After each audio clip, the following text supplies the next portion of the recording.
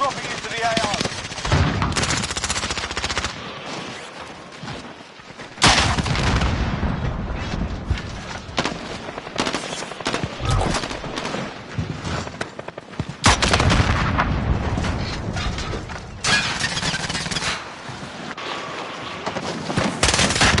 Enemy dropping into the AO.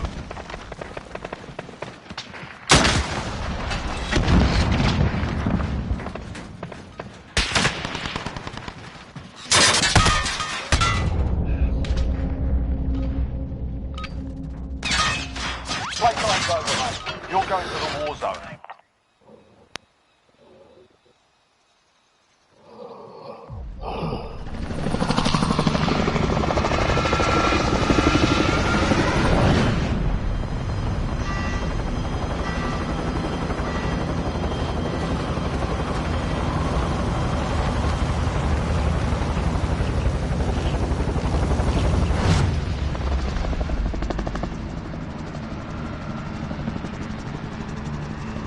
Battle Royale. You've got gas closing in fast. Get to the safe zone.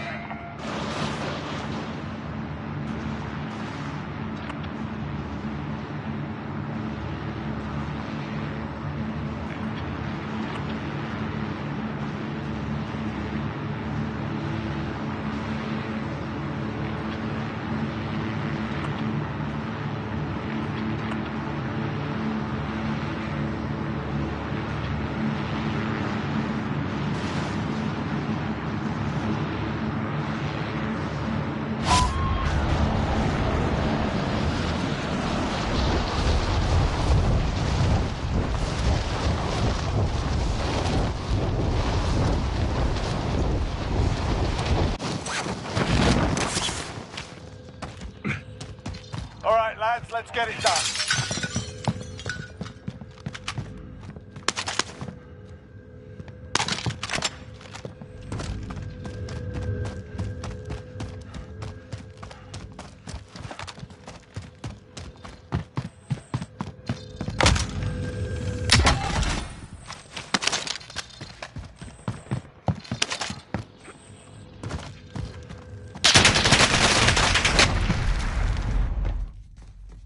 Welcome to the Gulag. If you survive, you earn your freedom. Here we go. While you wait, feel free to give these wankers a proper cheering. And if you find something to throw, feel free to give them that as well.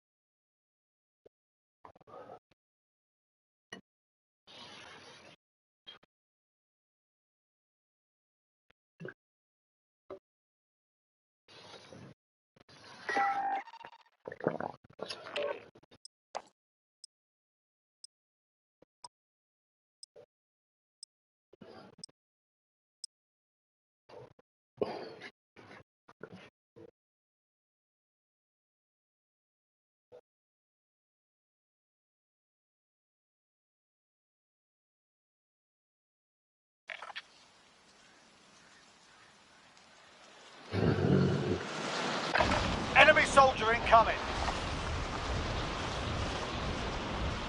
Get yourself sorted. We'll be deploying shortly.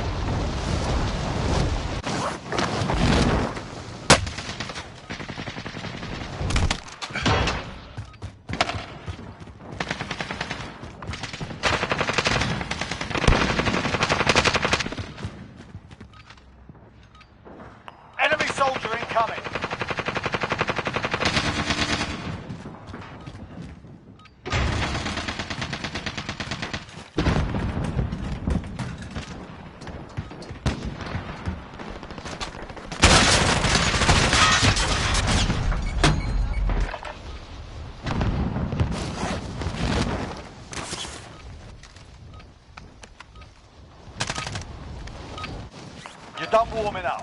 Stand by for deployment to the war zone.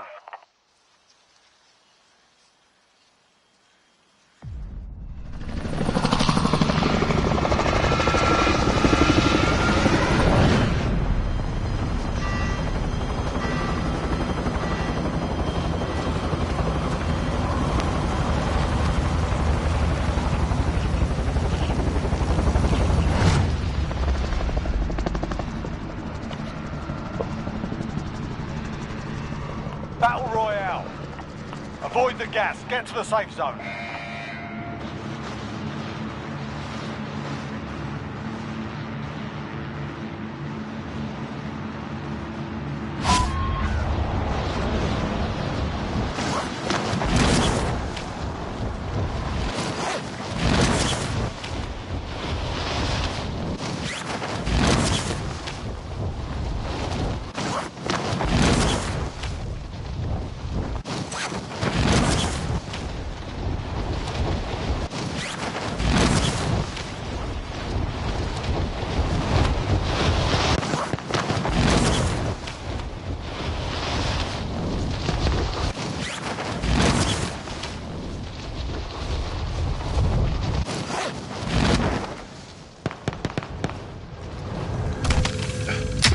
Enemy dropping into the AO. Eliminate all targets in the AO.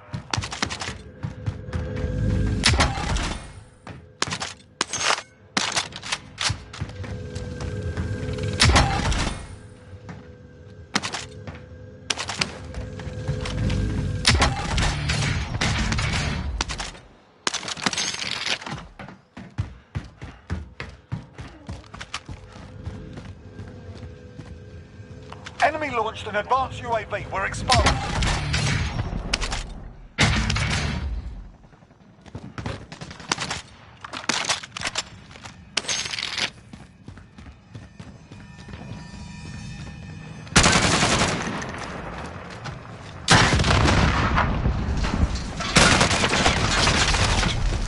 So after you get explosive damage, Welcome to the Gulag. If you survive, you earn your freedom.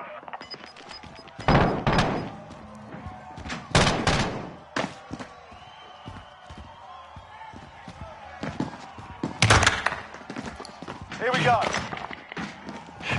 You can practice your aim while you wait. Taunting your enemy is an effective way to get inside their heads. So is a well-placed stone. Here we go.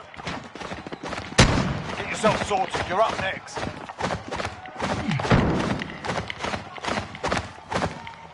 Listen up, soldier. Win here and you return to the front line. But if you lose, you're done. Sort them out or capture the objective.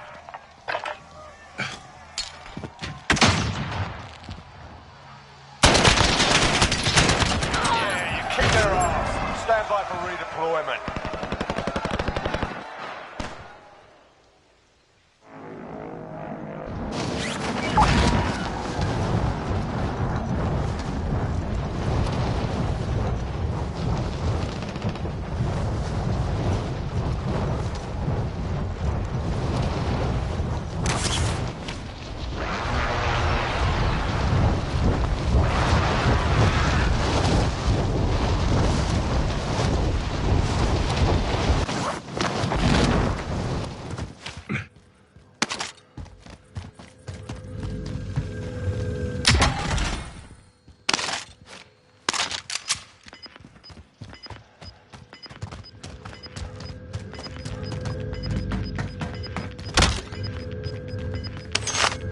Got gas moving in.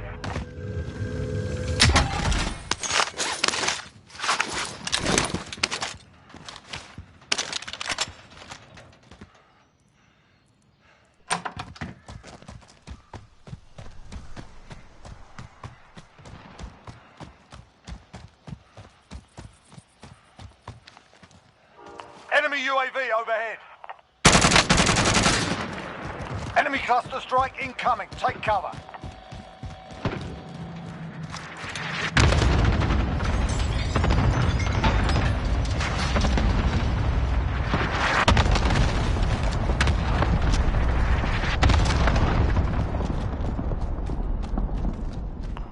Enemy UAV overhead.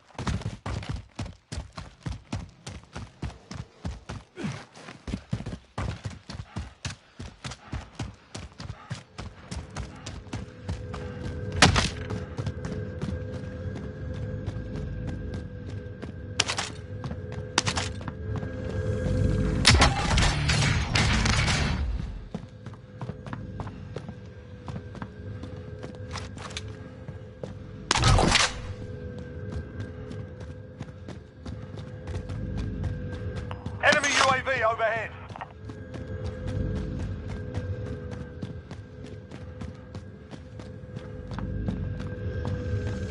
Enemy UAV overhead. Enemy UAV overhead.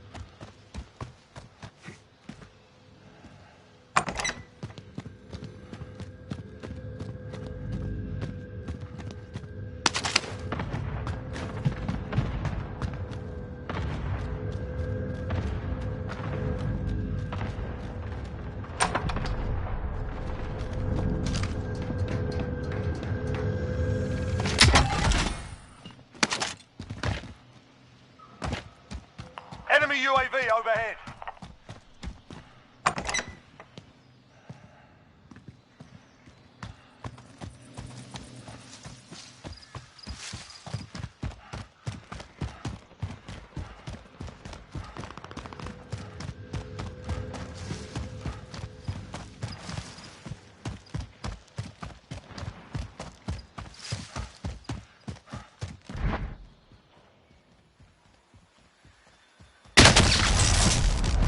Learn from the loss. Failure's a proper teacher.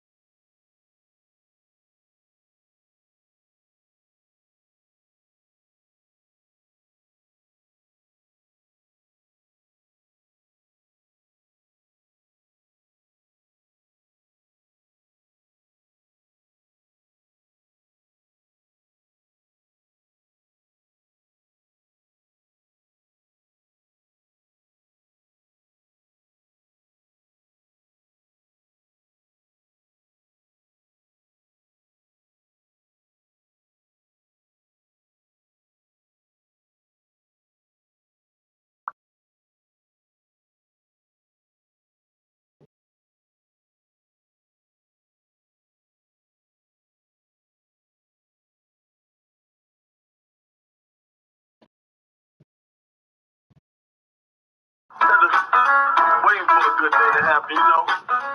Waiting around, 2 ups, 2 downs, you know. I'm just saying, look. Waiting for a good day to happen, you know. Waiting around, 2 ups, 2 downs, you know. I'm just saying, look. Waiting for a good. You mean to tell me, in all this climate of cancel culture and everything going on with children and the stuff that we've been seeing all over the news and celebrities, and nobody got on their ass yet? Because they've been raping people since the 70s. You mean to tell me, in all this...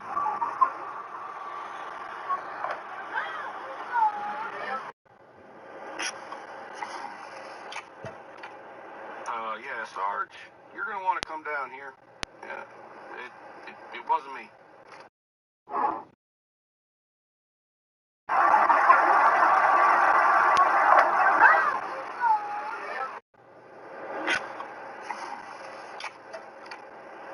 Yeah, Sarge, you're gonna want to come down here. Yeah, it wasn't me.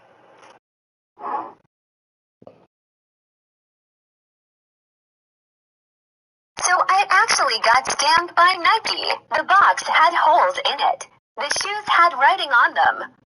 And they left the security tag on. So I actually got scammed by Nike. The box had holes in it. The shoes had writing on them. And they left the security tag on. So Kudos to you, my customer. That's what we like to see. The wheel lock waiting on me. Because boy, what a Where's Waldo moment it may be trying to find that damn wheel lock. Are you guys ready? Yeah. 1, 2, 3.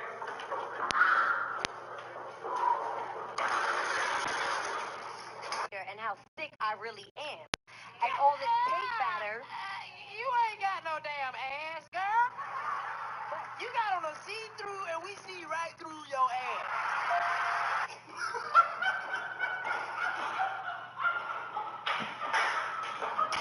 And how sick I really am. And all this cake batter. You ain't got no damn ass. I think the old truck is about done.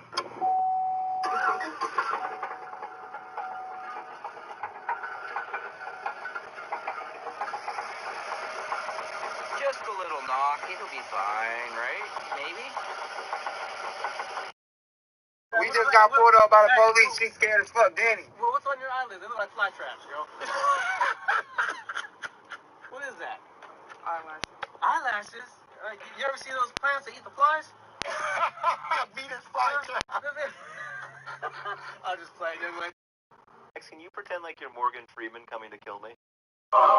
Max, can you pretend like you're Morgan Freeman coming to kill me? Please do that. I can smell you. Max, can you pretend like you're Morgan Freeman coming to kill me?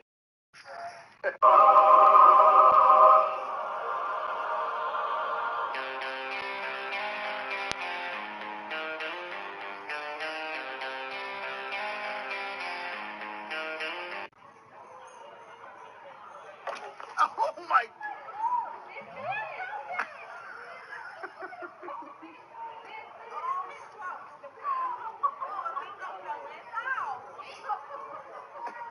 I can't believe I got that on video. Whoa! Bro, you see it, chill out, bro. I'm telling you. Oh, shit.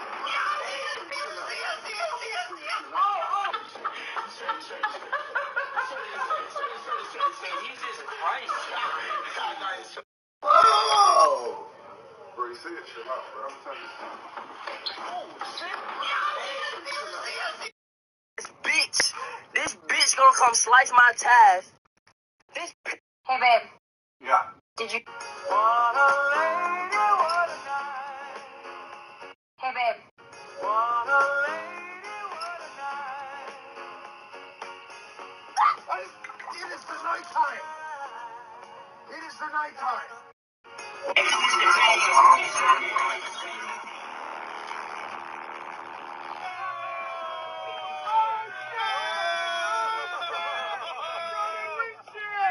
Check this out.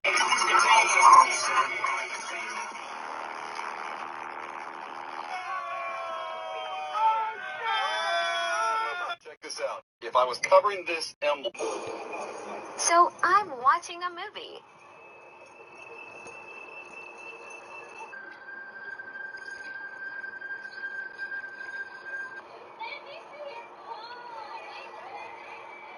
Okay, it's getting interesting. Wait, where's the other guy? You're the one who robbed the Bluefin National. Okay, WTH. So I'm watching a movie.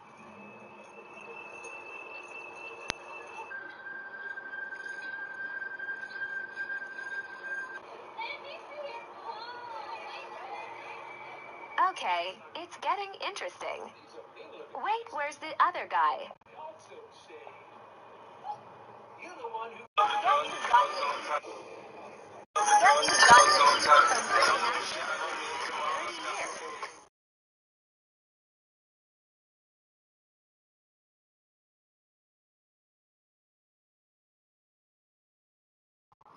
Step on a crack. Wait. Before you do that, don't disrespect Kobe Jersey, bro. Wait, that's interesting, bro. Black alert. Yep.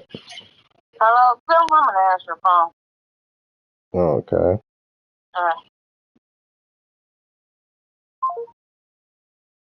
Before you do that, don't... Man, hold on.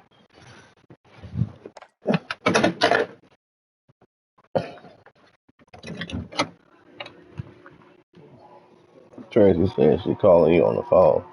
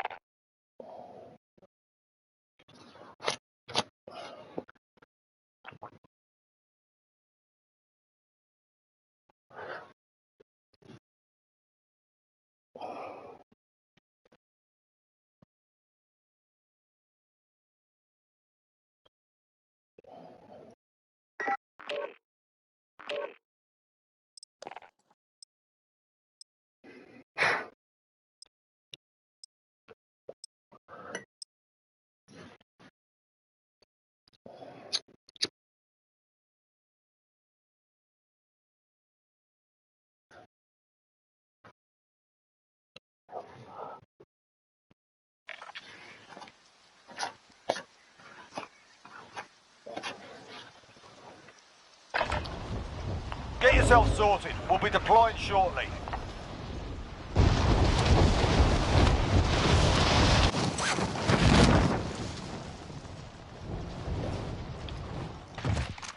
Enemy soldier incoming.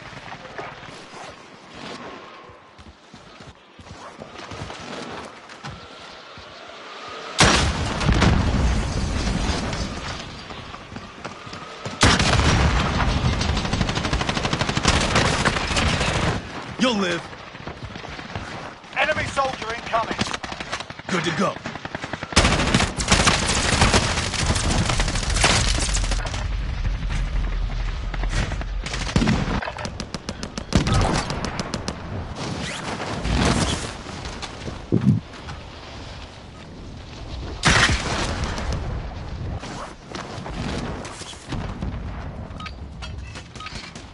Warm-up's done. Time to kick this off.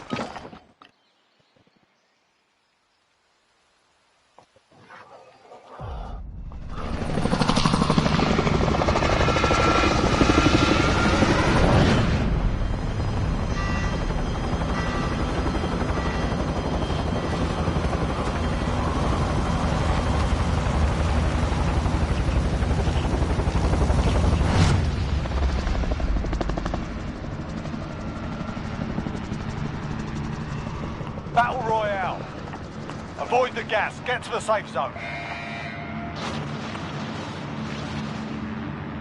Enemy dropping into the AO.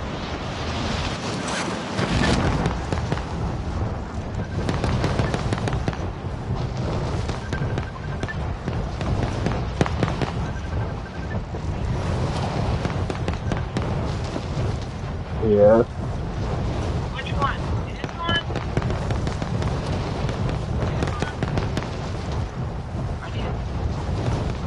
Well, what's the price on them? This one? $24 and that one $26.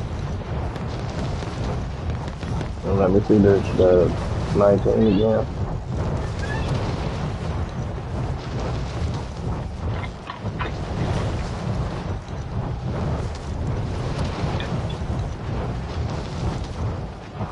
I don't even think he's that kind. Or she, sorry. Yeah, I think that's fine. Okay. They all have this. And they got this one, did I tell you? Yeah, but didn't you say that one like 26? Yeah. This one is 24.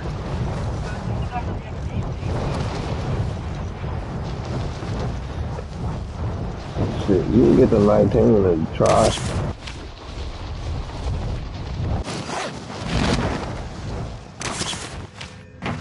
Try it. Clear to engage all I targets. mean, food is I'm gonna get this one. This one is 48 pounds, and that one is 50. So I guess I'm gonna get the 48. Oh shit! What the fuck? I didn't know this shit was that heavy. it tell you right on the front. So the cat just needs dry food, right? Yeah, it ain't got nobody got dry or wet food.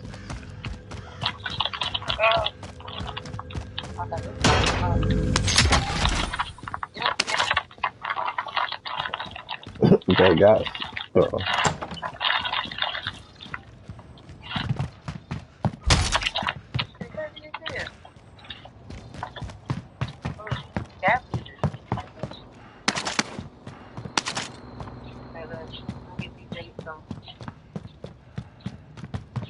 This thing is gonna eat dry. So this motherfucker wet food. Yeah, I usually get it at the dollar store where it's like 49 or 50 cents a can. Yeah, this is real. They crazy as hell. What I'm getting? Oh, cat food. Does it matter? Yeah, kind of sorted. They got the see if they got them meaty tenders. So they got Plus Care. Yeah, that's the. I said, yeah, that's the cheap one. How much is they meaty tenders right now? Okay, I'm leaving here. All right. So I ain't buying no more motherfucking cat food. It's ridiculous. You've got gas moving in. I just want to buy this shit one time. That's it.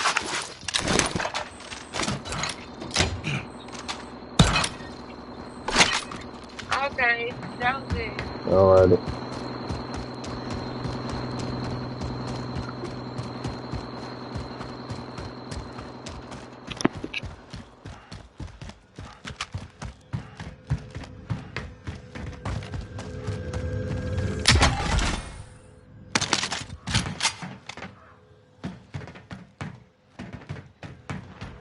Enemy UAV overhead.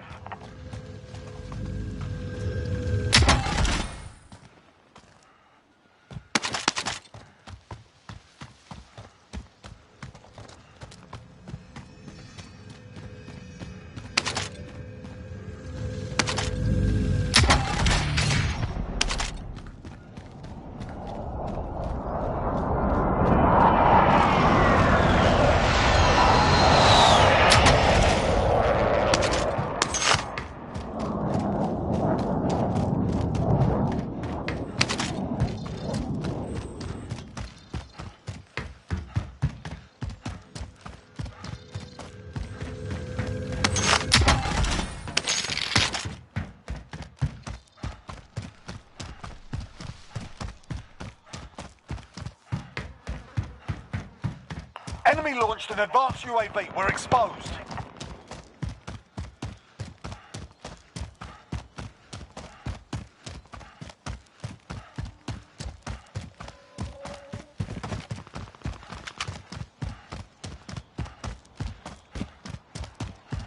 Enemy UAV overhead.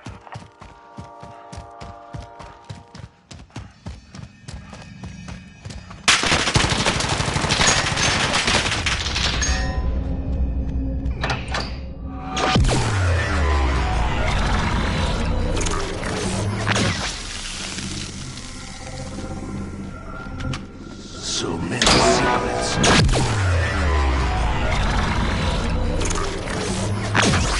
You are mine now.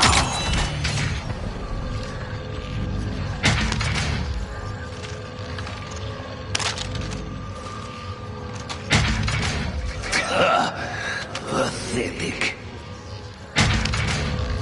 Recon's up. Copy. Advanced UAV entering the AO. Scanning for hostiles. What's up with it?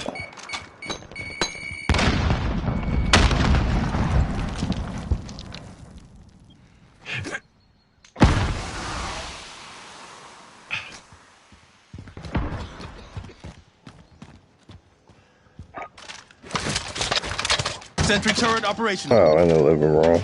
Be advised, advanced UAV is bingo fuel. Returning to base.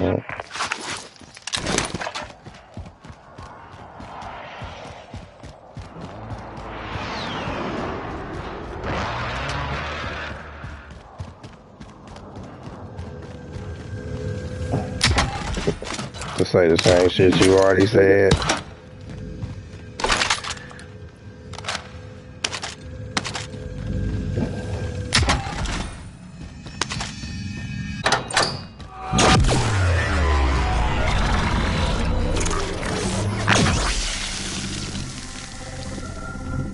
Just like I do not know.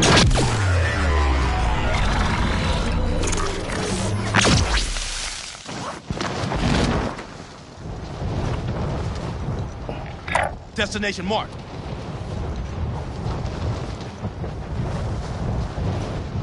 No idea what you're talking about, son.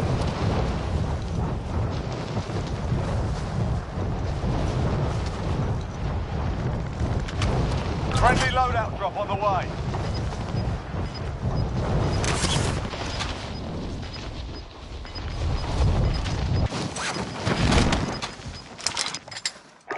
Gas is closing. Get to the new safe zone.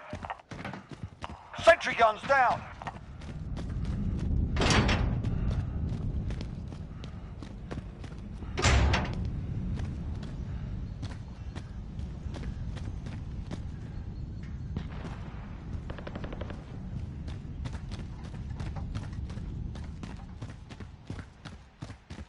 Enemy soldier incoming.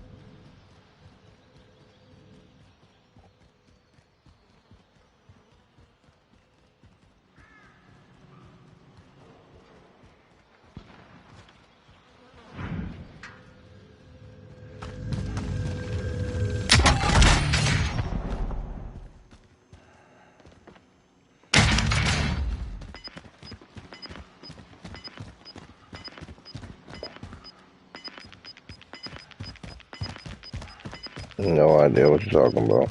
You've got gas moving in.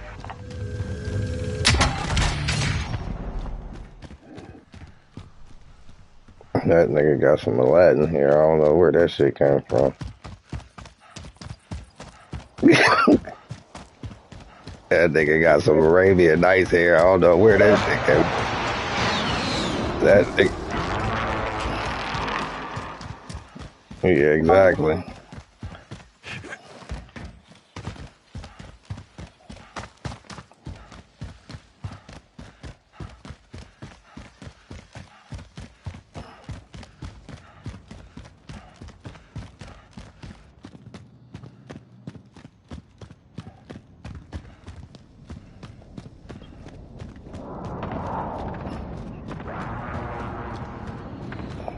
Right.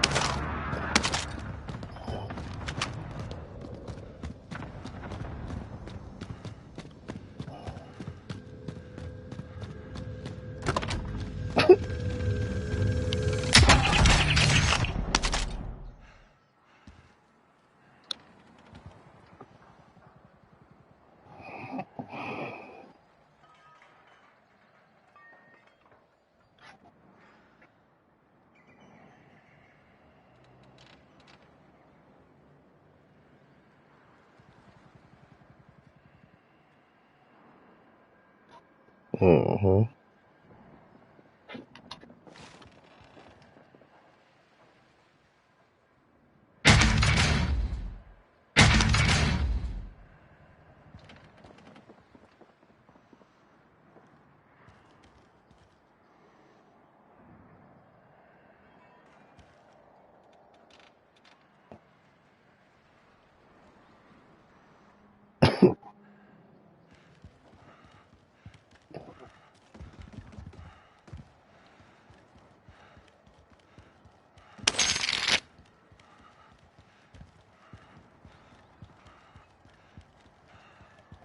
Hell no.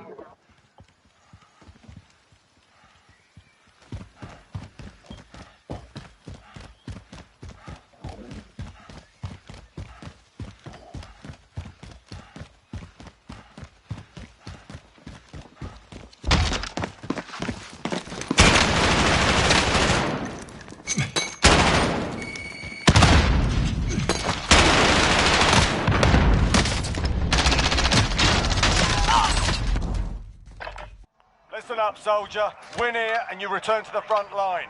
But if you lose, you're done. You're up, soldier. Now go sort this fucker out.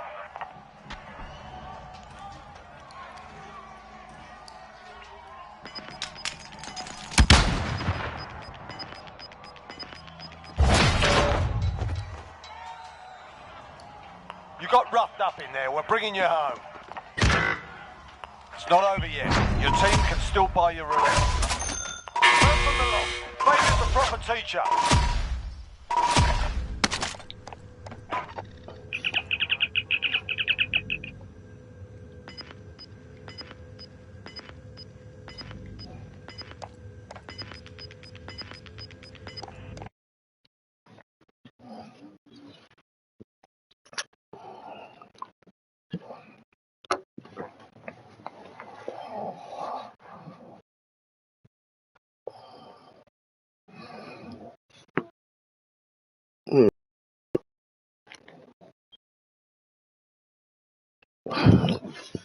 Yeah, if you pay attention to any commercials that they show you, uh,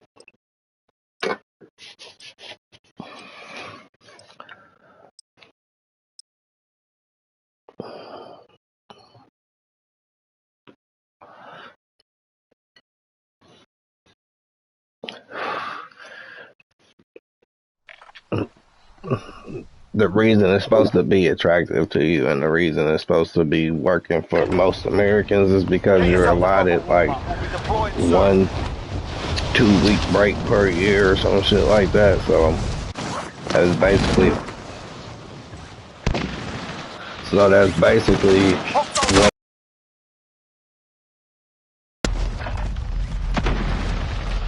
So on a regular 9-to-5 job, you gonna end up with a week to a 2-week vacation per year. So that's what it's allotted for. Basically, it's just a free vacation flight.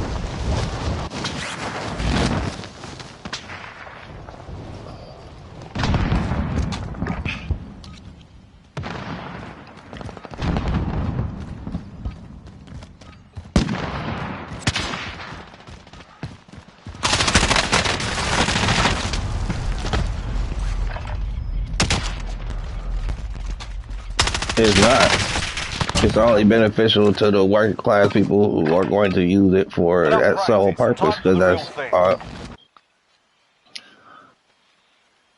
no, that's for they'll use cars that roll over their miles, because there are cars that roll over miles. So you're not gonna get a car that doesn't.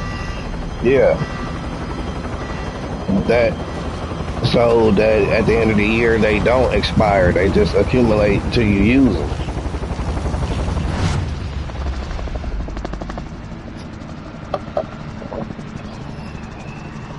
Battle Royale.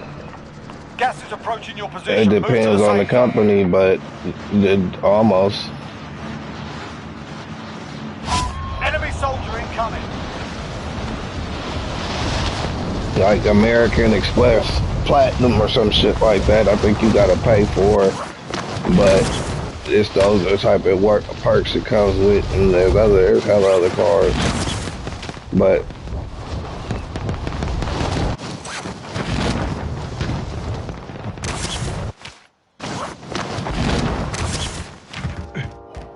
Eliminate all targets in the AO.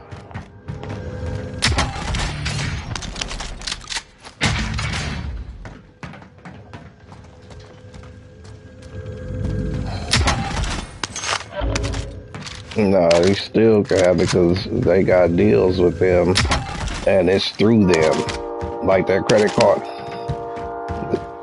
It is, because the credit card through them is proprietary. So, I mean, it's not proprietary. That's the problem. When a card, the card that they being issued is still a MasterCard or a Visa. It's not a airline, you know what I'm saying? It's not a Boeing credit card. It's still a MasterCard or a Visa.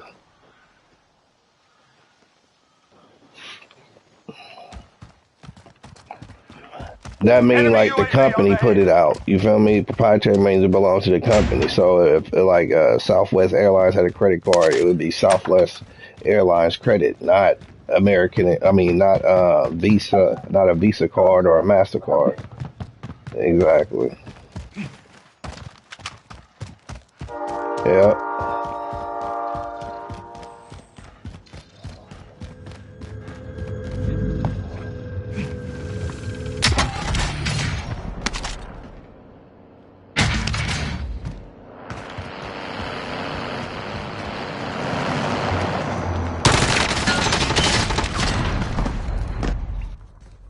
This is the Gulag. Survive and you can redeploy.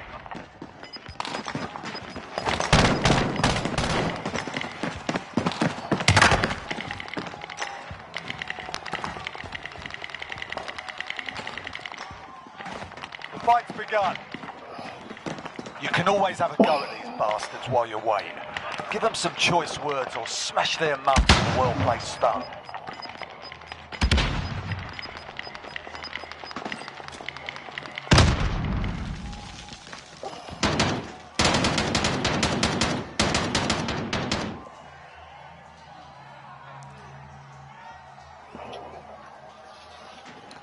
The fight's begun. Get ready to fight. You're next. Listen up, soldier. Win here and you return to the front line. But if you lose, you're done. You're up, soldier. Let's go sort this fucker out. You gave him a proper sword. Stand by for redeployment.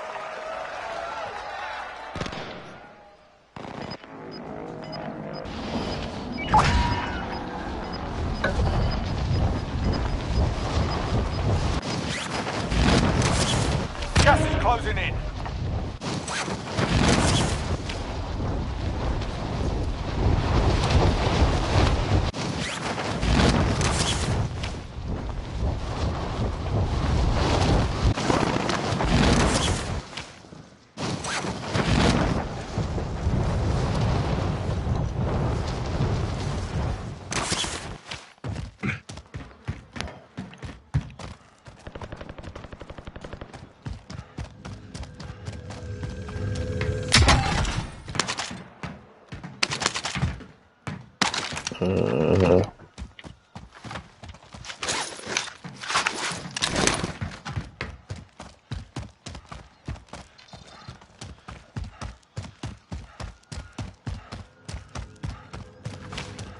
Mm-hmm.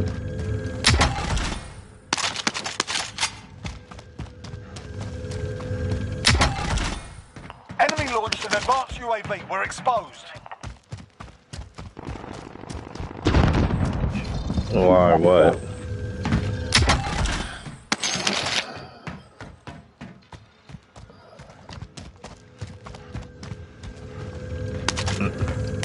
Nah. Enemy UAV overhead.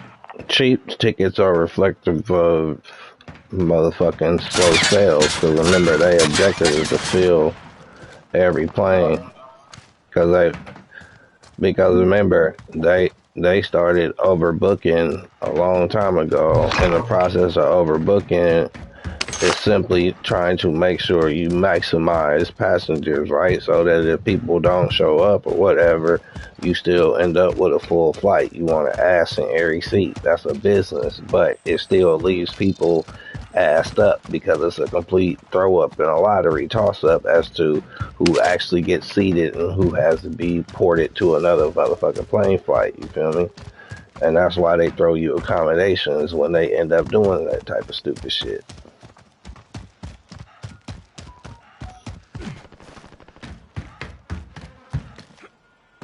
Yeah, that's how they work. This is an airline industry standard.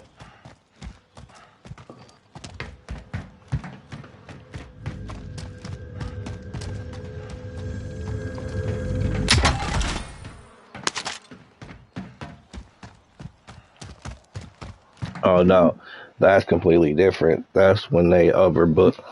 That's when they overbook and they and some and yeah, but like a regular passenger, me or you are not. They're not gonna halt the plane for us. They halt the plane for sheriffs. They hold the plane for celebrities, and they hold the plane for rich people. That but it might be a nephew of the nigga who own the airline or something. But for a regular person, fuck no, hell no, shit no.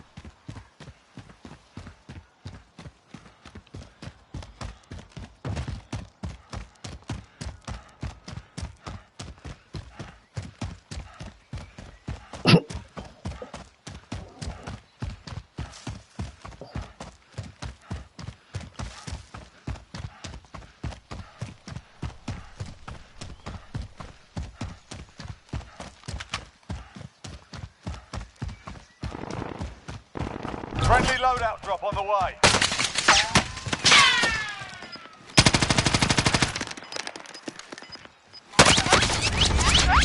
Need medical attention. Gas is moving in. New safe zone located. Learn from the loss. Failure's a proper teacher.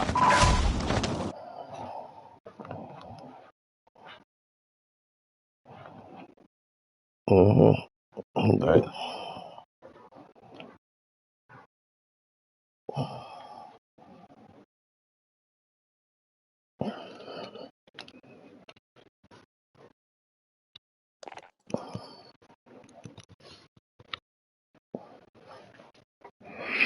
No, that's just stupid.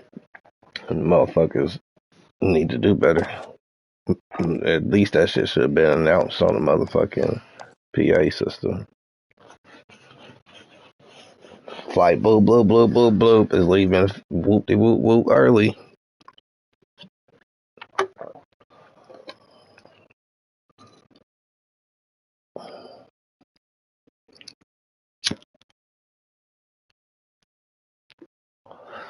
But that's only for heavy traffic times. That ain't regular time. The regular time they talk about an hour to an hour and a half because it might take that long to process you.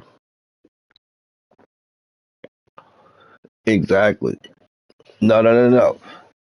But sometimes it do take that long to process you, right? Now, standardly, no. If you just walk through all the checkpoints, but what if they want to search your shit? What if I just told you, even when there's nobody in the airport, what if they want to search your shit? What if they red flag you? What if they want to question you? Yeah, they searched daddy shit before too, and they took hella long with that nigga. So it's all about what they want to do. You feel me? You in the custody of the TSA. Them is federal officers. So it's up to their discretion. But they can do that, and that's why it take they tell you to take precautions, and you don't want to miss your flight because they don't care about you missing your flight. They're not about to hurry up their investigation and none of this shit.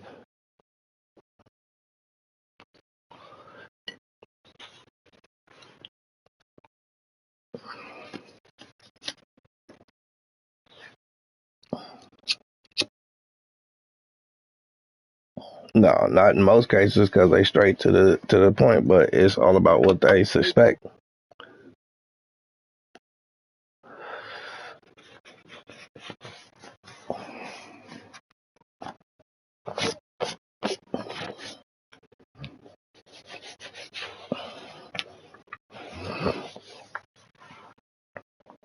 Mhm. Mhm.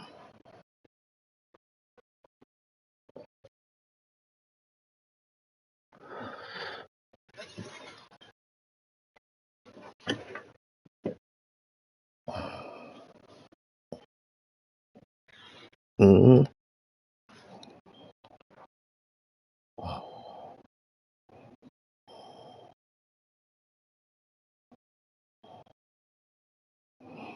No, it don't. But it all depends on who you get. Because they could have arrested your ass and took you down and charged you with that little ass misdemeanor and held you up.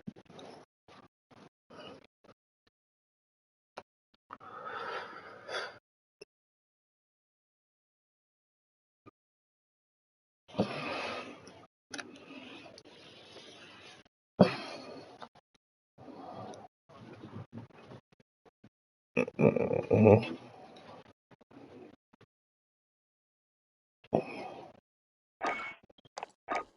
Yeah, because remember, federal law trumps motherfucking state law. That's why. Nah, that don't matter. Once you look it up, once you enter the airport, you're on federal grounds.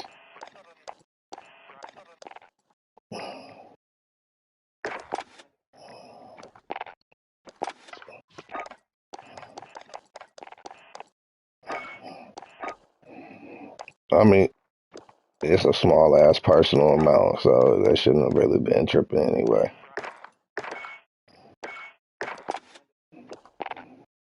Nah, it's a misdemeanor, and they can hold you for up to 72 hours only.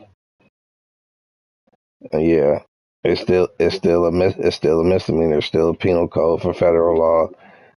Nah, it has to be a certain amount. They're not gonna felony you for that little ass amount, but a misdemeanor, and they can hold you up to 72 hours before they charge you, and then after they charge you, it's up to the charges, and it's up to the judge. They can OR you, which is your own recognizance, and tell you show up.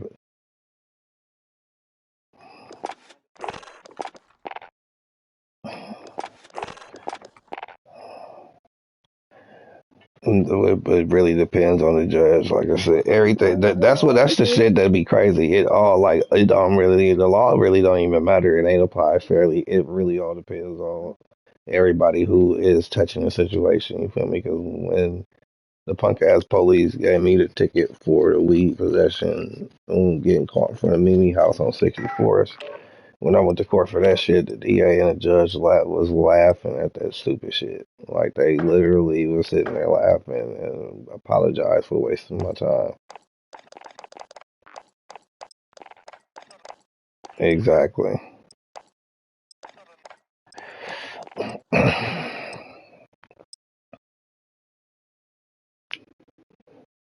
I'm not like 17 or something.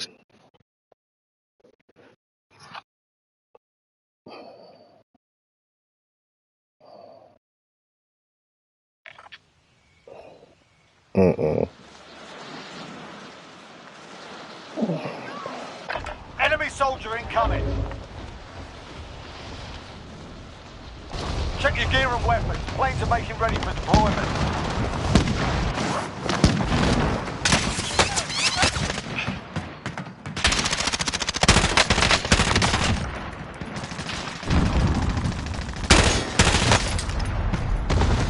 Mm-hmm.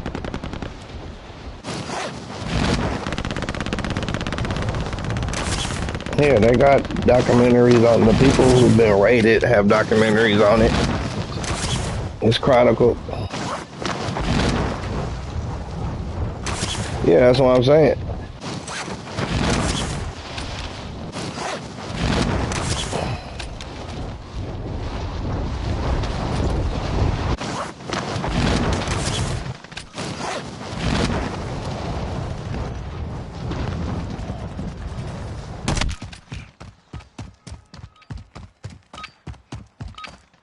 Enough practice. Time for the real thing.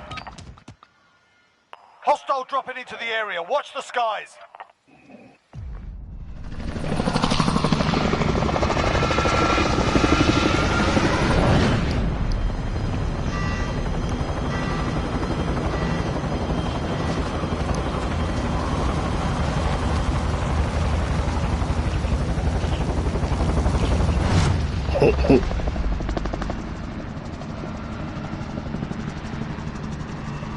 Battle Royale. Gas is closing on your position. Suggest you get moving. Yeah, they don't care until they figure out how much money they stand to make, but eventually it'll be legal everywhere. Yeah, remember, the police get funded. You got to remember, police are funded by taxes. You feel me? Taxes on people, taxes on property, and so income coming in. Yeah, so. Oh yeah, no, but eventually they will. That's all I'm saying. It's way too profitable not to, and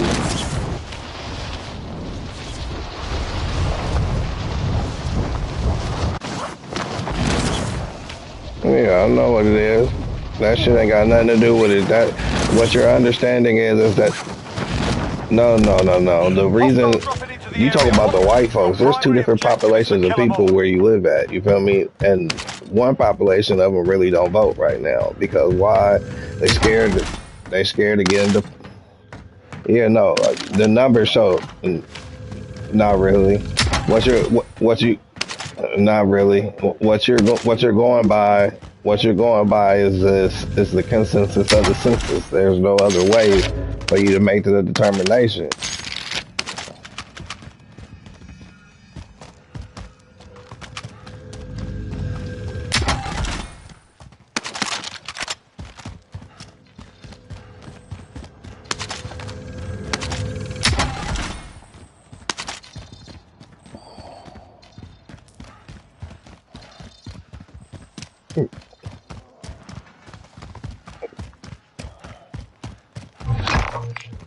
Mm-hmm.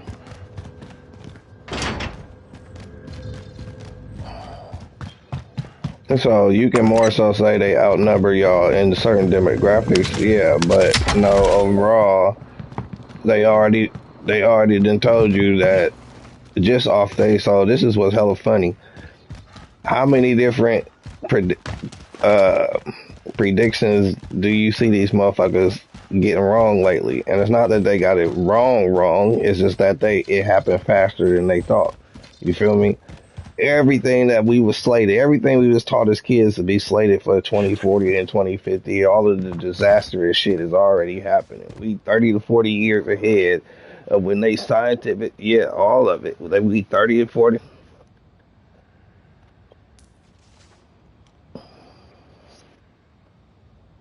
No, I'm not. That's a bullshit theory. We ain't talking about that. We're talking about the scientific theories. The scientific theories were, mm-mm, that was a fear based. It's not bullshit. It's a fear based.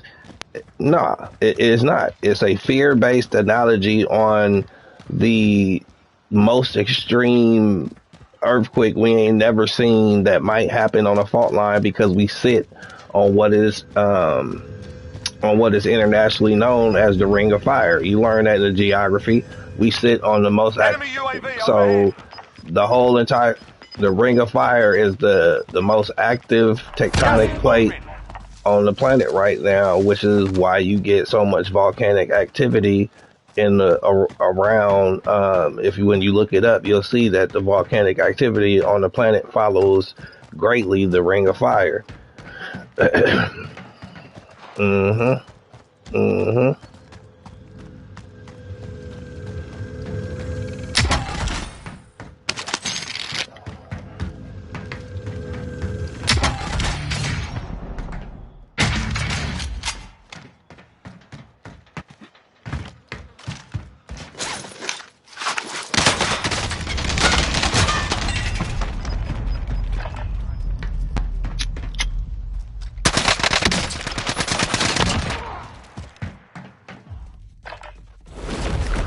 That's because in the as we have seen come to see being grown, like they have in news reports right now, that's just now telling us the type of shit they used to teach y'all, like because there's To no the gulag. standardization in Survive and you curriculum. can redeploy. Just now exposing what they've been trying to, with the bullshit that they've been teaching y'all in the Bible Belt, in the southern regions of the state when it comes to history. They just did a story that was showing exploits out of some of the textbooks and then also giving the background on the company that printed them and all this shit. You know what a news story do? Yeah.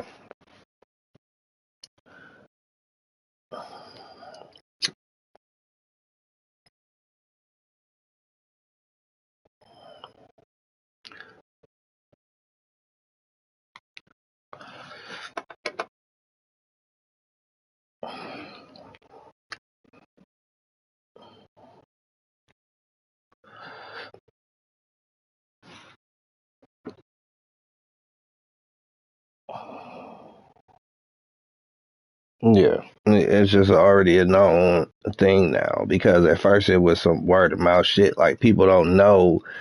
It takes people from the outside to move in and people from the inside to move out to understand that this shit ain't the way it's supposed to be. And then, because people are brainwashed by this shit at first, it also takes people their own time frame and period to understand what they were taught was total bullshit and to accept and learn it.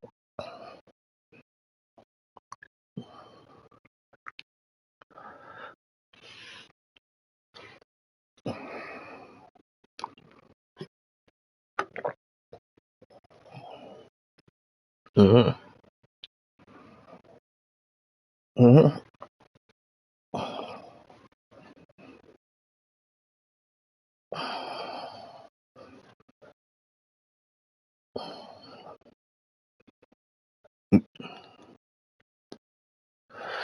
No, not at all.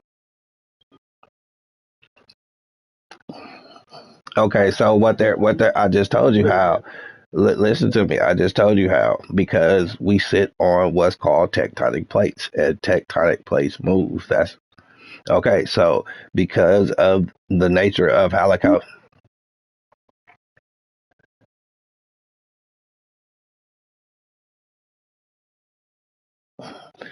well, no, they could never. They could see that's one thing they can never do. Even if that shit does possibly happen, that one thing they're not going to be able to do is tell you any type of exact date of any with any real type of because we have no fucking idea. You feel me? Like.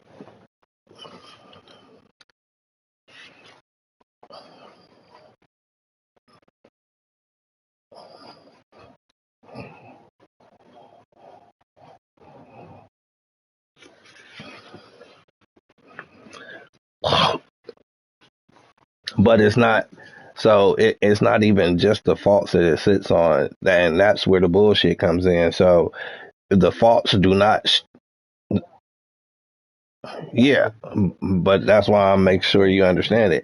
The faults in California do not run the entire span of California. So a fault itself is not going to be totally, and we have multiple faults. Their faults themselves will, I don't care if they all hit at the same time, would not be responsible for an entire breakage of of the entire, section of California. That shit would take, right.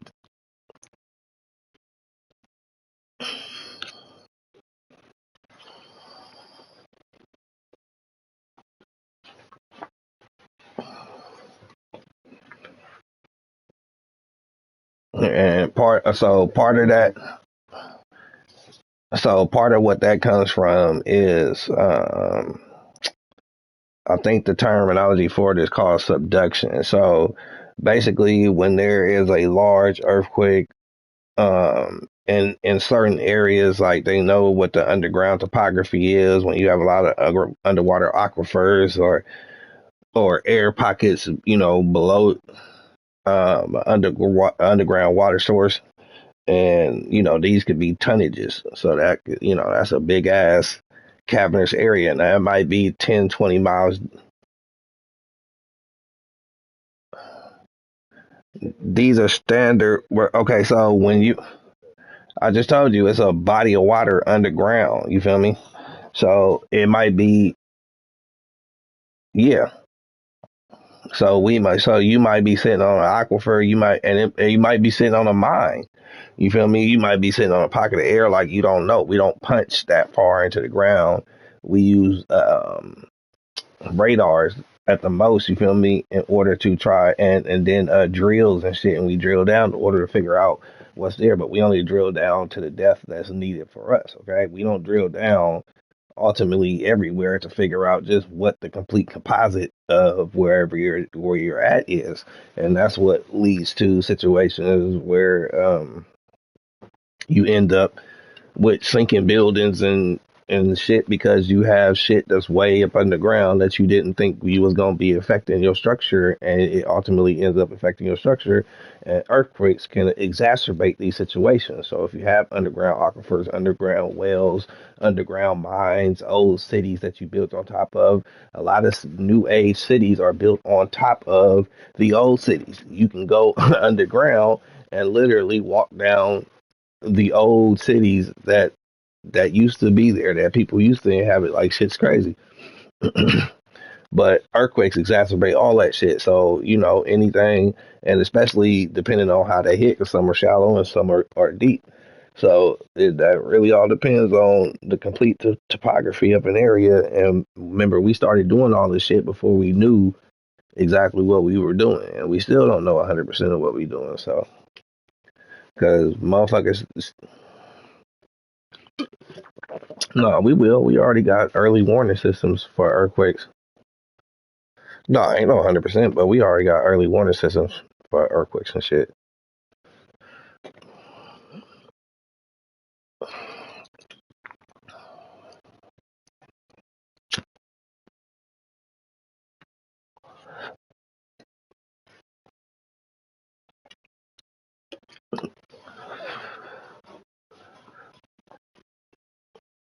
Oh no, they already started. They already started fixing shit a long time ago. Earthquake retrofits became standard in California after the 1989 earthquake. You didn't have, it was law. You didn't have a choice. You had to get your building. And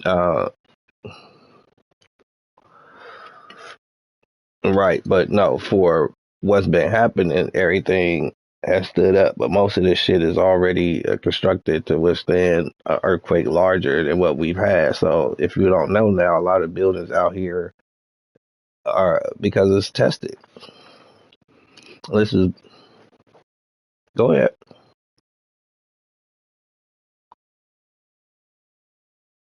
Oh, you make scale models, or you actually build replicas, and they got wind tunnels and all kind of shit that they use in order to test the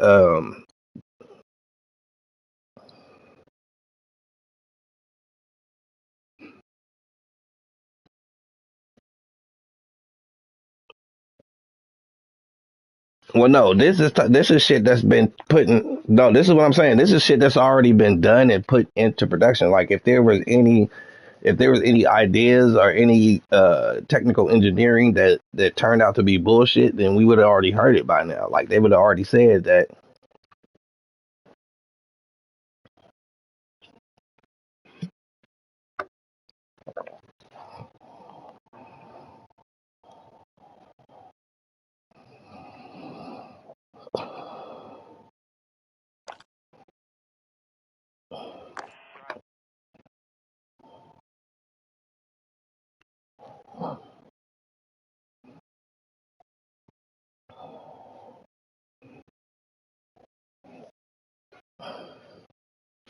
No, not at all. So understand that there is a different element to that. So with the Titanic, it was a cruise ship trying to sell tickets. So they're gonna be fant. I mean, it was a cruise ship trying to sell tickets. That's what it was. It was a cruise ship. It was they trying to sell tickets. They're marketing. It's a business. Always look at it from. So to say it's all unsinkable, go ahead. No. No, there was no military type of steel or reinforcements or anything on the Titanic that would have made you believe that it was different than any other ship. The only thing that was different about the Titanic was that it was the largest motherfucking ship of the time. But when you are a business and your job is to make up the money you just spent 100 million on a boat, now you're trying to make your money back. Boom, marketing team, I need you sensationalized. Get to work. Yes, I need you to get to work. You feel me? So that's when they come up with the unsinkable and whoop de whoop this, that, and the third. But come on now, that boat is not an ice cutter. You feel me? Like the Navy been developed ice cutters specifically for ice. You feel me?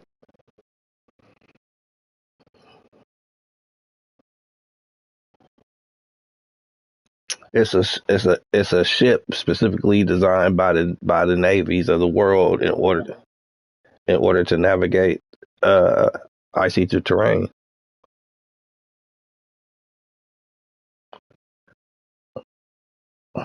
Ask her what is a ice cutter ship.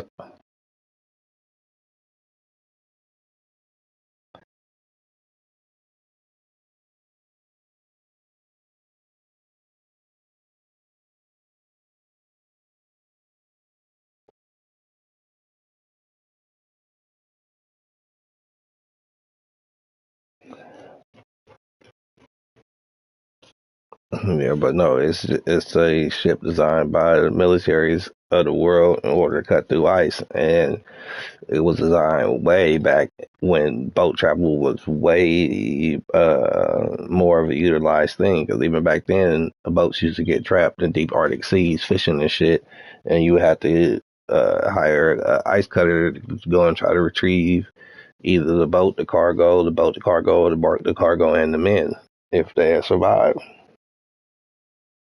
Yeah, same thing.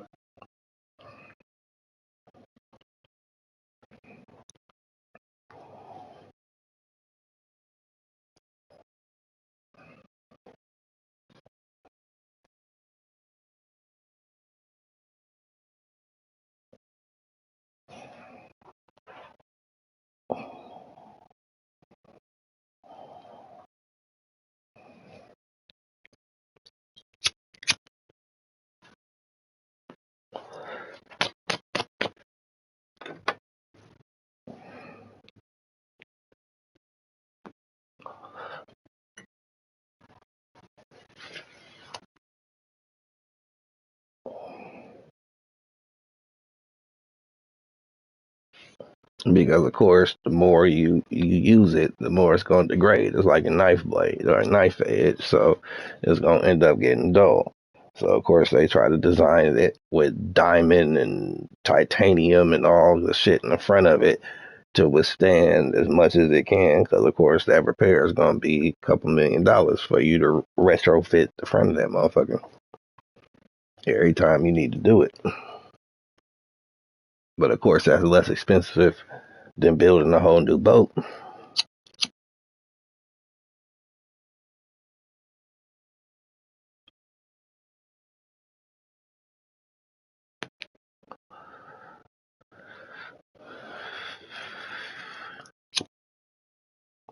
Because all boats ain't made to be. I just told you, all boats ain't made to be around no motherfucking ice like that. And the Titanic definitely was not made to be around no motherfucking ice.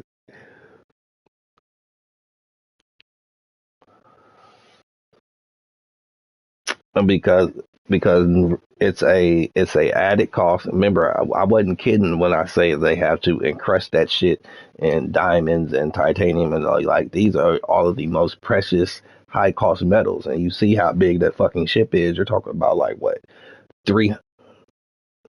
I mean, but it's not going to be made of more diamond than metal. That you know what I'm saying? Like it's going to also have diamond in it because it's one of the hardest substances known to man. But more so than anything is gonna be a metal because you can't shape diamond like you can shape metal, obviously.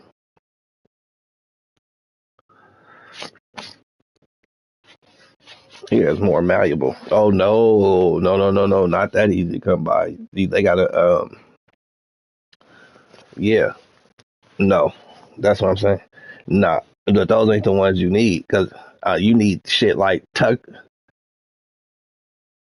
No, no, no, no, that's not what I'm saying. I'm saying they got a chart that you can go look up of all the minerals mined in 2020 or 2019, and coal and a bunch of this and like magnesium and there's certain aluminum and certain shit that we do get hell of.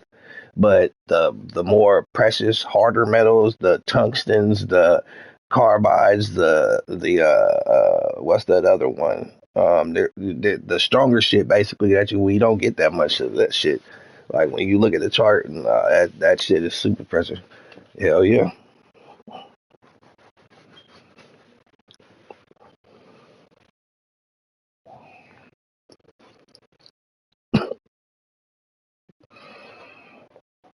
Well, no, it still is more abundant. It's just that aluminum it don't have the same properties. It's the aluminum is more malleable. No, it has different properties. You can't make it malleable like aluminum. Aluminum has that special property to be able to make it malleable, so you could play paper thin it and play with it like we do. But you can't do that to steel.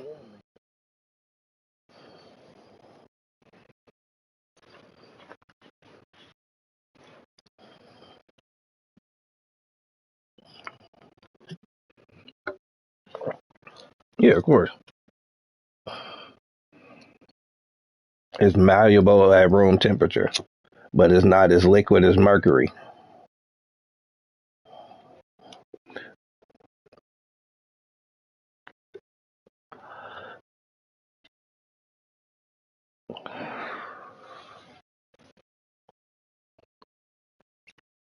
No, you wouldn't even be able to fold it. They don't make foldable steel. It's too brittle. It will break at some point. Steel at the breaking point. That's what makes it completely different than the properties of aluminum. Mm-hmm. Mm-hmm. No matter how thin they make it.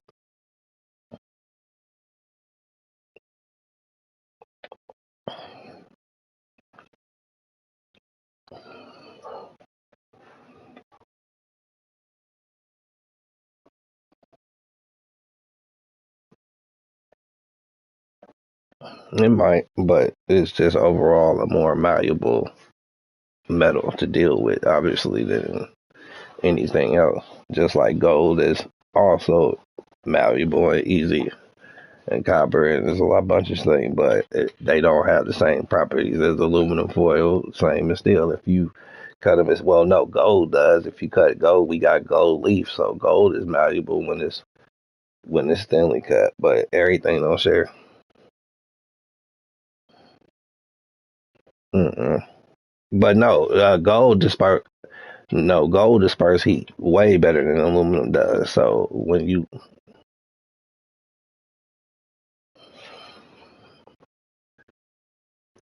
Well, no, I can answer it better than that. They use gold foil on all satellites and all outgoing spaceships. So gold foil is obviously the strongest against any type of uh, light and radiation, all the shit, and heat. No, because you got to leave the atmosphere, right? Leaving the atmosphere and re-entering the atmosphere is two of the hottest activities that you can do. And then you got to remember that in space, whatever side is facing the sun is, hella degrees. You can look it up on the Science Channel, but the side that's facing the sun is hella degrees. Like that motherfucker gets hot. It's the side that ain't facing the sun that gets ice cold. And because there's no rotation, if there is no rotation of the vehicle or of the spaceship, or that shit will start to melt. So that's why that shit has to be rotated.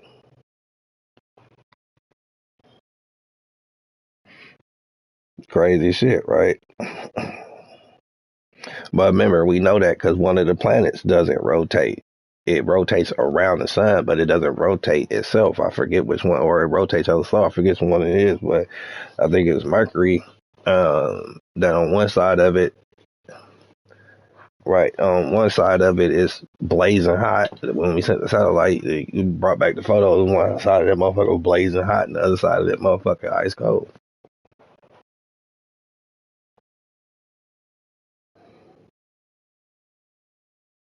Mars.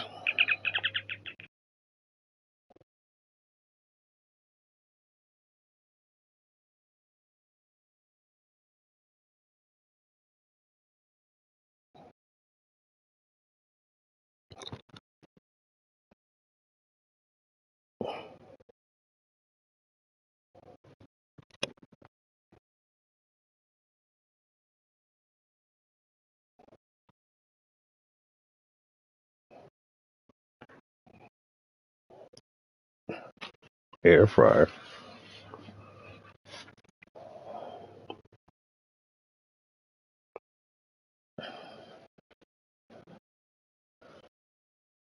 hmm So remember, gold is even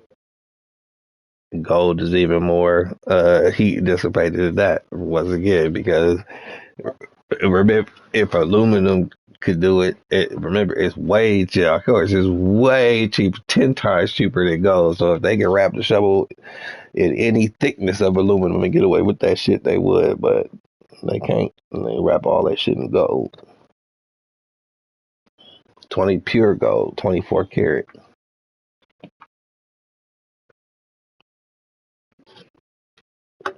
And think how they got to handle that shit. You feel me? Because you can't punch no holes in it or none of that shit.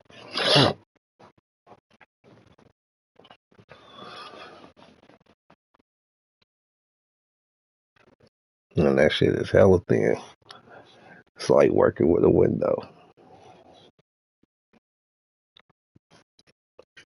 But it is, they ceramic and gold is a primary heat shield. Together, combined together, they dissipate the heat from breaking out of the atmosphere at reentry. And then of course whatever sustained heat they have to deal with once out of the atmosphere and in direct line of the sun. And they obviously don't be having a problem, or they would always launch it from the dark side of the planet.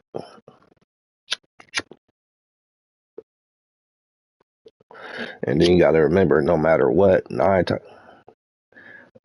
they would launching from the dark side of the planet. They would just wait tonight to do all their launches. Then you would be launching from the dark side of the planet, and you wouldn't have to worry about the heat per se for maybe I think it's about 8 hours of flight. So if the heat was a real concern, they would just be launching overnight and bringing that motherfucking shuttle back down before sunrise, which ain't that long for that. Matter of fact, I think it's only like 4 hours because no, it might be the full night because usually they are traveling in orbit, right? So um, keeping pace with Earth, they're doing 16,000 plus miles an hour in orbit.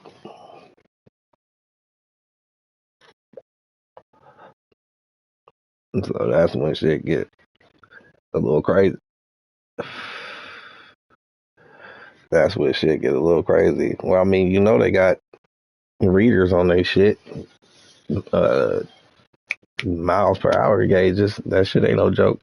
That's the same data that, and remember, anytime you really want to question something, there's scientists all around the world. So go look at what the German scientists say about the shit, because everybody is performing the same test. That's the only way that people can get a consensus in the scientific community is if I tell you something.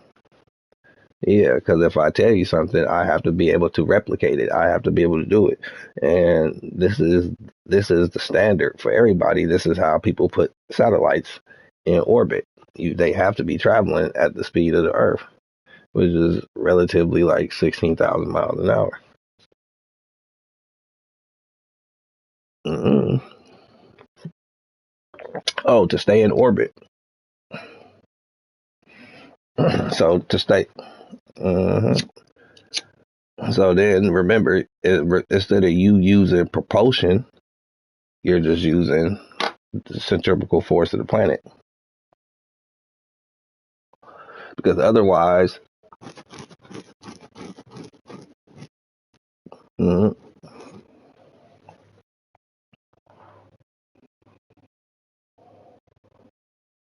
mm-hmm,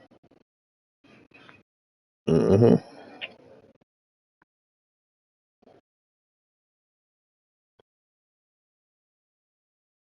mm-hmm.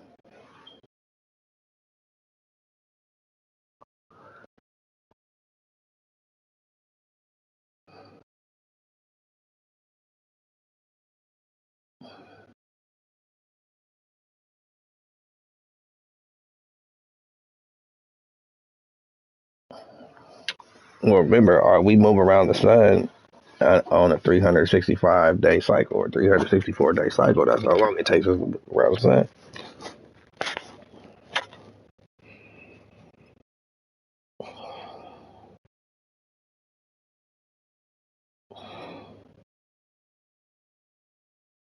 Mm-hmm.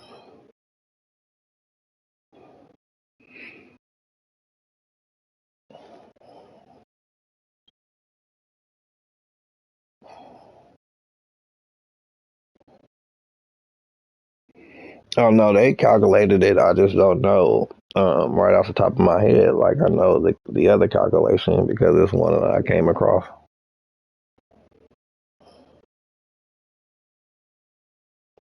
That's the point of being put in the orbit, so you don't have to do all that work. Because remember, our planet has a gravitational. Yeah, no, they have to. That's why they only. Okay, so remember how we got GPS, right? If you look up how GPS work, GPS is a triangulation of coordinates. It's a triangulation of coordinates. It's a triangle of coordinates from satellites because no satellite can just sit overhead. Period. Point blank. Every government in the world then told you this. They can only take pictures at certain times.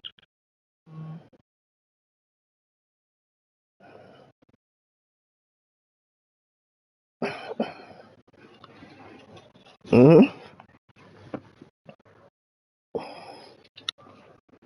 No. See, I just what I just said. There are dedicated satellites for some of them, but technology still has issues, and for other ones they piggyback. But the problem is, but that's not what I'm saying. I didn't mean the problem, but but but but it doesn't. There aren't dedicated satellites for every GPS system, so no, not every. Some people piggyback, and but the reason they have to use multiple satellites is because there's no one satellite that can be over any one given area at a time. They have to interchange. So basically, when one satellite leaves the area, then another one enters the area, and that's how you end up. No, yeah, because okay, we have thousands of satellites up there. We can't put them all on the same exact path.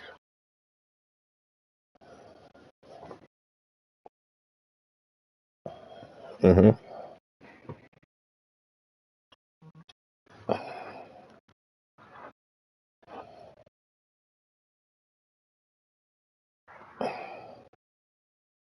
We do, but you gotta pay. They that you we do, but you gotta pay. That shit ain't for free. And we know they and we know that they moved because they done ran into each other before. We got a debris, so you can go look this shit up. They got a so, and this is independent. Okay, so you can go look this shit up though. If you Google space debris, there is a real time map of all the space debris that we didn't put up there, and it's because sometimes batteries go out on satellites too early. Sometimes the engines don't work like they're supposed to. It's a whole bunch of shit that goes wrong up there, but we don't really pay attention to. Um, and the motherfuckers crash, and it costs billions of dollars to a lot of companies, right? And of course, they got to build another one and put it back up to replace the other one. Happens all the time. The only reason that we don't know about it is because ain't none of them ever crashed down to Earth. They ain't never crashed down to earth. You feel me? Even though, well, no, I won't say. Yeah, I was about to say I won't say they ain't never crashed. That's not what I mean. What they've never crashed and killed anyone. So that's why it's never been, because remember the Earth is 70% water. So most of the time they already know that the shit's gonna be making fall over water. But it never came down to kill nobody. So it ain't never really been a big ass deal, other than for people who want to launch shit later, because then now you have to calculate what area of the orbit you can't use anymore because you have debris flying around at 16,000 miles an hour. That, of course, is going to destroy anything. So that's an entire, and it's the basically it's the lowest level of the atmosphere, right? The one point at which you that shit is barely hanging on. And if for any reason, like bumping into each other while y'all speeding along or whatever, they fall below a certain speed, then they'll, you know, start reentry. And if it don't burn up on reentry, then make it back to the surface.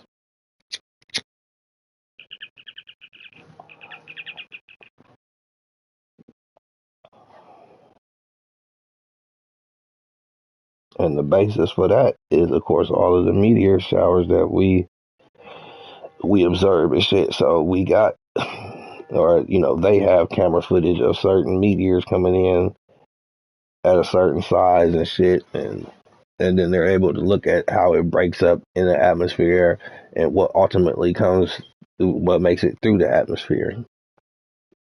And in some cases, or in a lot of cases now, because we got the technology, but even in some cases back then, they used to trace it, track it, and then find the rock that fell. And most of the time, it wouldn't be no bigger than a goddamn softball. But when it entered the atmosphere, you feel me, it was the size of a car.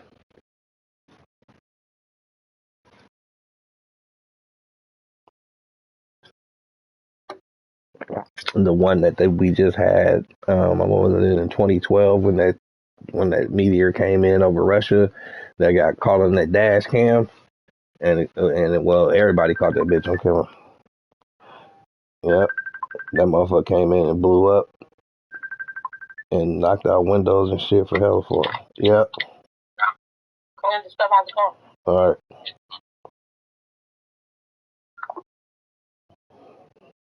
Yeah, them niggas thought they was under attack by another country and shit.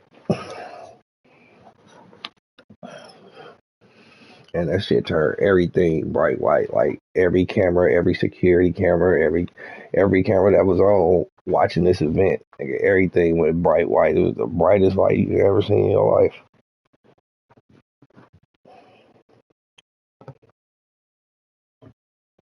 All right, I'll be right back.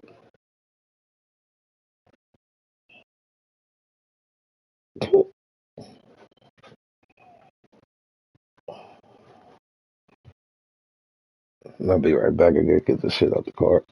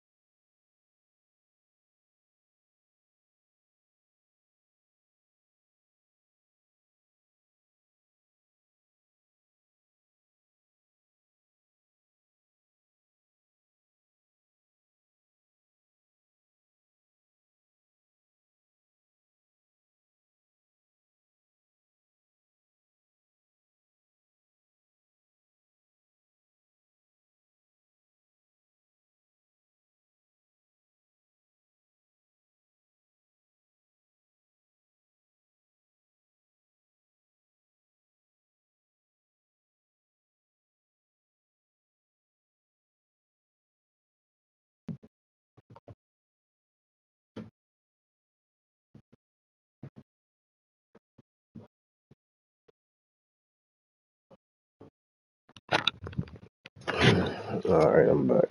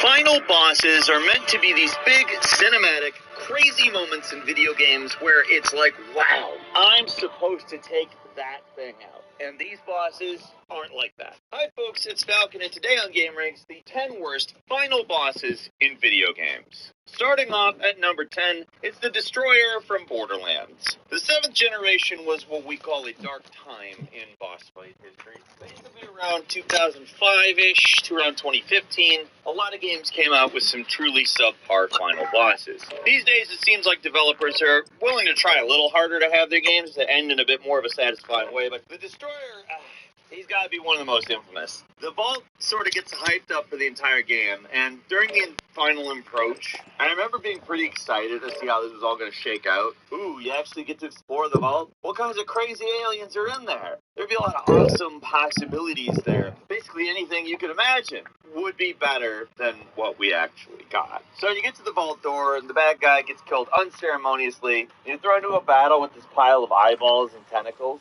When the game originally came out, the thing was a pushover that you could kill without even really realizing what it was. Check your gear and weapons. Planes are making ready for deployment. With the updated remaster, we played to get footage for this fight. They at least did make it more tougher, but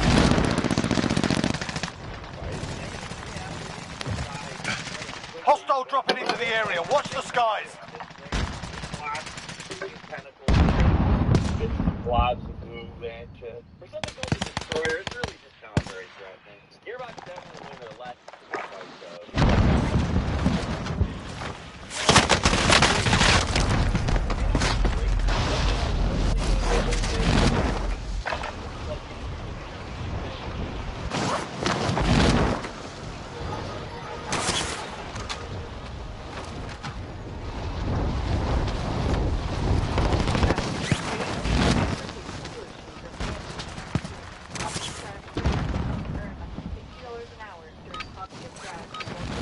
Warm-up's done. Time to kick this off. Terms and conditions may apply. And number 9 is Proven.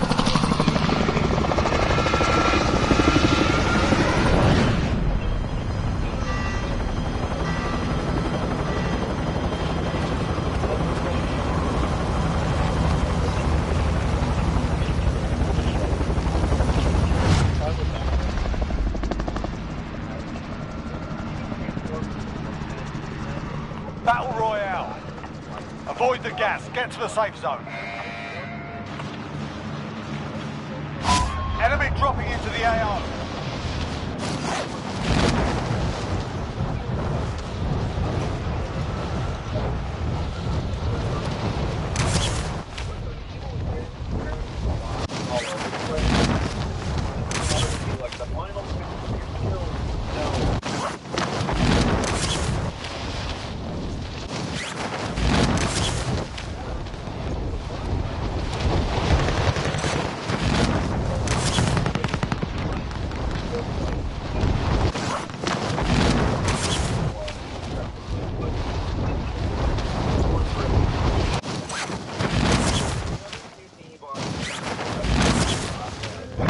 Tracked by an enemy team. Stay sharp. Your primary objective. This is the Gulag. Survive and you can redeploy. Here we go. You can always have a go at these bastards while you're waiting. Give them some choice words or smash their mugs with a well-placed stuff.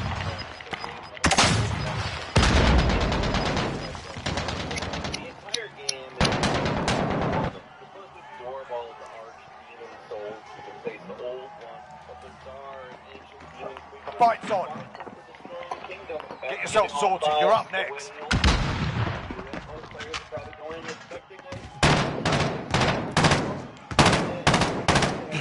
Listen up, soldier. Win here and you return to the front line. But if you lose, you're done. You're up, soldier. Now go sort this fucker out. You got your ass kicked in that one. We're sending you back to base. Learn from the lot. Failure's a proper teacher. Being a pathetic creature is intentional. From definitely knows how to design a tough boss. It seems like they're subverting expectations here. Like, usually a bad guy gets incredible power when they sell their soul to the demon, but here it left him as a gross mass of flesh that can hardly move. So in this case, it's an intentionally bad final boss, but it can still be pretty disappointing the first time you get to it. At number 7 is Lazarevic from Uncharted 2. Here's another boss that you fight inside a weird plant, but in this case, instead of being really easy, he's frustratingly hard. The Uncharted series has always struggled with their final bosses. The big bad guy, Lazarevic, gets to the center of the Tree of Life and drinks its staff, which makes him nearly immortal. Now you've got to chase him around this confusing environment and defeat him for good. It's basically a battle of attrition. He takes a ton of hits and you don't, so he's at a major advantage. It doesn't help that this little arena is really strange looking and maze-like. Losing track of the boss can basically mean death if he appears in front of you. Shooting him directly doesn't do anything to him either. The only way to damage this guy is to shoot through the map when he walks near it. That's what makes this fight especially annoying. On top of everything else, you have to carefully time your shots to actually damage him. As the battle drags on, he just gets more and more annoying too. He starts running instead of walking, he throws multiple grenades at once.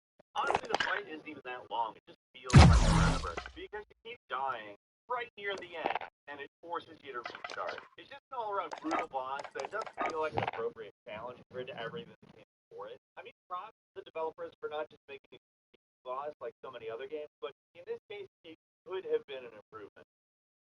And number 6 is Lambent Brumac from Gears of War 2. Gears of War 2 is an awesome game, and it's unique among shooters in that it has a lot of cool and fun boss encounters in it. But the final one, it absolutely sucks. It's one of those bosses where you fight it, you win almost instantly, and you go, that's it? At the end of Gears 2, your mission is to sink the city of Cisco, flooding tunnels with the Locust, hopefully stopping their assault. When you go down there, you find the real reason the Locust horde is trying to take the surface is this fuel source called emulsion, which is actually some kind of living thing, and it's infecting the Locust, turning them against one another. And at the end, one of the biggest monsters in the whole series, the Brumac, gets infected and transforms into this giant monster. The Gears of War games are usually pretty good about giant monster fights, but not here. They modeled this cool-looking giant monster for that. And number 5 is the Tomb Raider reboot 2013. It's another final boss that's basically a QTE. The possibilities of this one could have been really cool because the build-up of the story is actually pretty great. You're fighting off these undead warriors while climbing this crumbling snowy tower. And when you actually face down the final bad guy, Matthias, it's kind of just tug of war, and then you shoot him. That's it. Weirdly, there is a unique final enemy here, the big Oni. This zombie deck out samurai does that you fight just before taking on Matthias. One of those things where this guy's probably supposed to be a fight on his own, but the developers ran out of time. Just threw him in at the end. I have no way of knowing if that's true or not, but it's weird that you only fight him now. And yeah, beating up the main bad guy shouldn't be that big of a deal. We're holding for deployment. Now's a good time to warm up. The whole game is going on.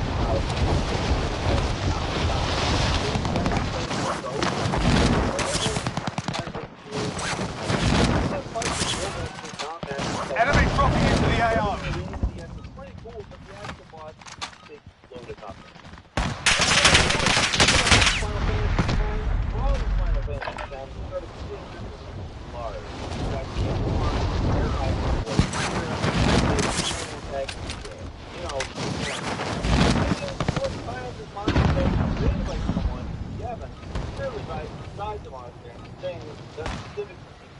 So, your main goal is to destroy the on one for all.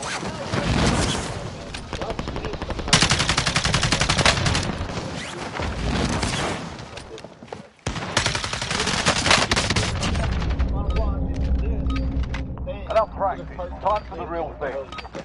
All it does is possess your summons, which have just as much HP as they normally do, so they're all sort of pushovers.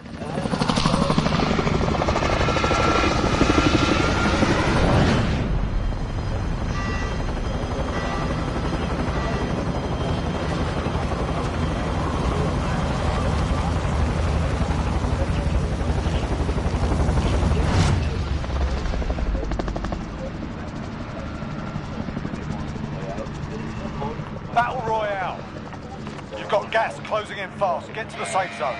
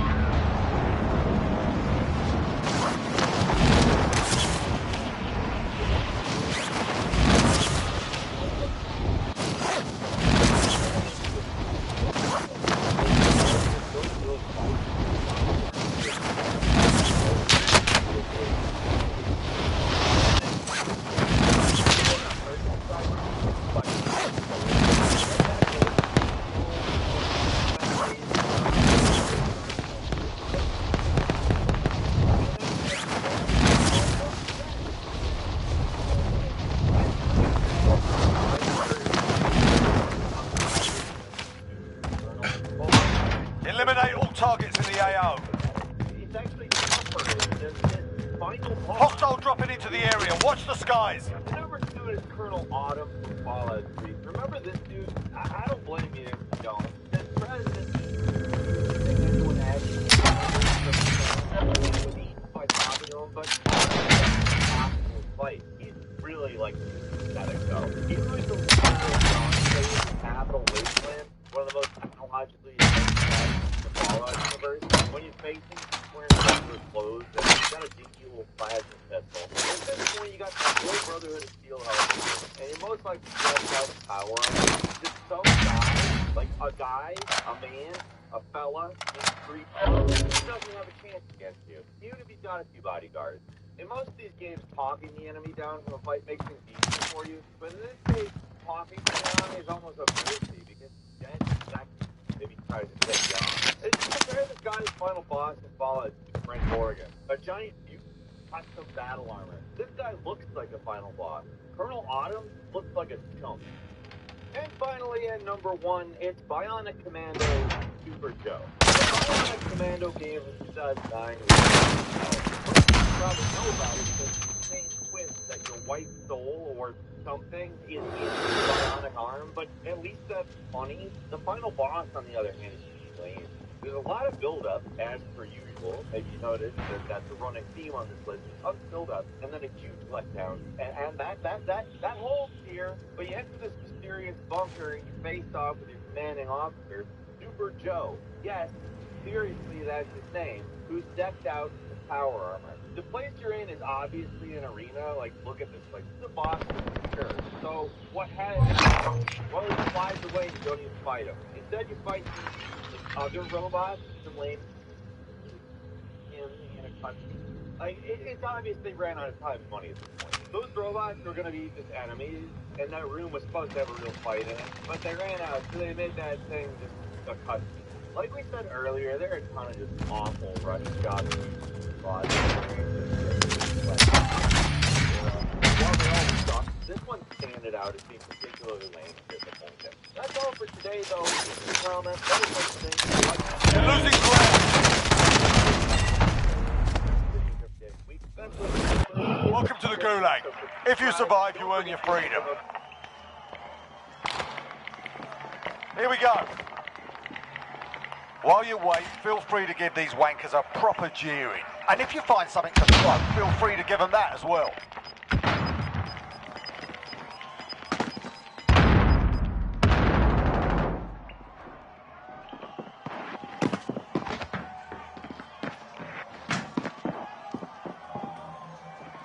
Fight started. You're up next, mate. Get ready.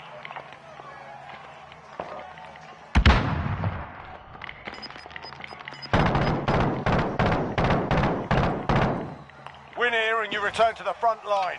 You lose, your fight is over. Time to earn your freedom, soldier. Without trees. Trees produce oxygen that keeps the planet life. On the other hand, those use trees will take your life. If you ever see these trees out in the wild, then stay well away. Just brushing past one or standing near to one. You gave him a proper sword. Stand by for redeployment. Let's get into it.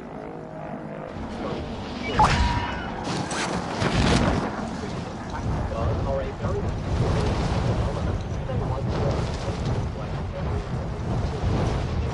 well, there are actually millions of those things, by the way. When there is flooding, I will climb up these trees away from the place, so they have nowhere else to go, then they fall on their way.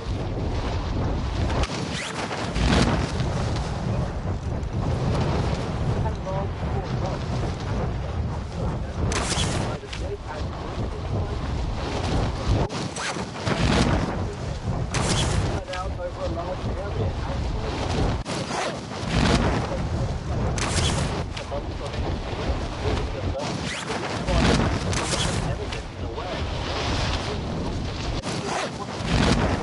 In 2012, there were lots of spider trees near the big city of Karachi. You may think that locals would be horrified with these spider trees being so nearby, but they actually had a positive effect. Enemy launched an advanced UAV. We're exposed. Thousands of the deadly mosquitoes that normally invade the village got stuck in the spider's web. I guess you always have to look on the bright side. Sandbox free. You don't have to be a tree expert to know that you should stay well away from this tree. That's because it's covered in large spikes. It doesn't matter if you're a human or an animal. If you go too near to this tree, then your life will be over. This tree is nicknamed the monkey no-fly. That's because monkeys are unable to climb up the tree. And if you're there, you not to climb, you go along. These sandbox can be found in and it's also been found in African countries the spikes that make this tree so dangerous. Roots from this tree are literally explosive. That's right, when this tree's fruit gets right up, this can catapult its trees all around. These have been known to fly more than 330 feet from the tree. This is enough to seriously injure any human or animal who's nearby. Some locals to these trees nicknamed them the dynamite tree for this reason. This tree really is a double threat. Hostiles dropping into the area. Watch the skies. And chenille tree. If you ever see a tree with this red line around it, then stay well away. That's because it's a warning that it's a chenille tree. It's the most toxic and poisonous tree on the planet.